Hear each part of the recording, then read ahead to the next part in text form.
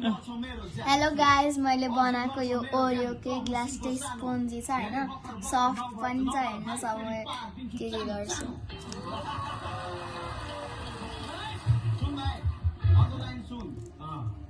गरिबीले पानीको सट्टा आँसु पिए, गरिबीले पानीको सट्टा आँसु पिए, बाल्यकालमा सानो थिए।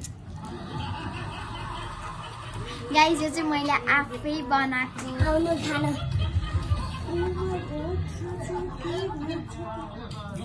चमत्कार खण्ड मलाई आधी तँलाई आधी।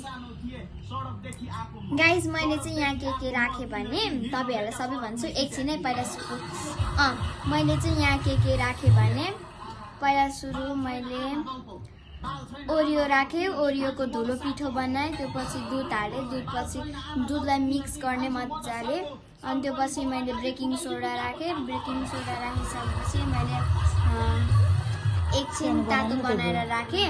तातो बनाइसकेपछि मैले चाहिँ एउटा स्टिक स्टिक लिएँ अनि यसरी भित्र हालेँ।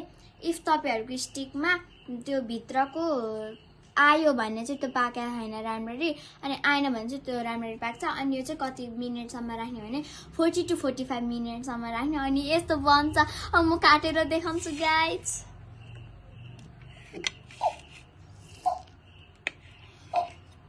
मेरो बोटी बन्नुहुन्छ यसरी। ओ माय गॉड, कस्तो राम्रो।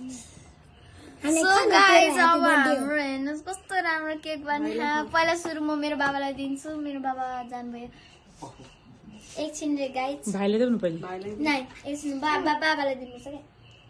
गाइस, हेर्नुहोस् न कस्तो राम्रो बनेको के। मैले आफ्नै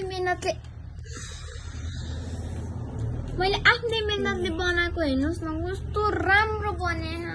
अगो मलाई पनि दिनु पर्ने नि है, गयो है। अब म अर्को पालि खुवाइदिन्छु।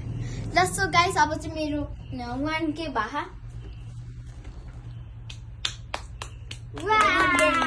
अब म मेमेलाई छोरीले बनाएको केक। अब म मेमेलाई खुवाउँछु। देख्नु हो, लु मेमे पनि जानुभयो गाइस। हेर्नुहोस् न गाइस कस्तो राम्रो बनेको क्या। ल गाइस, मेरो 1K भा। म मेमेलाई खुवाउँछु।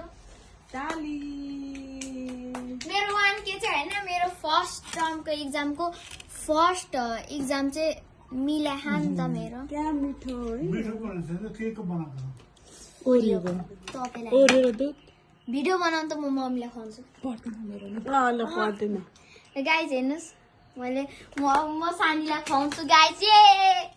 भाइले पहिला भाइलाई। अनि हामी दुईजनालाई त्यति। गाइस, मेरो मम्मीलाई धेरै मिठो लाग्यो रे। मेरो भाइले म माथि सानो बुवाहरूलाई पनि दिन्छु होइन। पहिला सानीलाई दिउँ न। मेरो सानी भिडियो बनाउनु त पर्दैन। सो गाइस, अब चाहिँ यति चाहिँ गाइस थोरै मलाई दिनु, थोरै मात्रै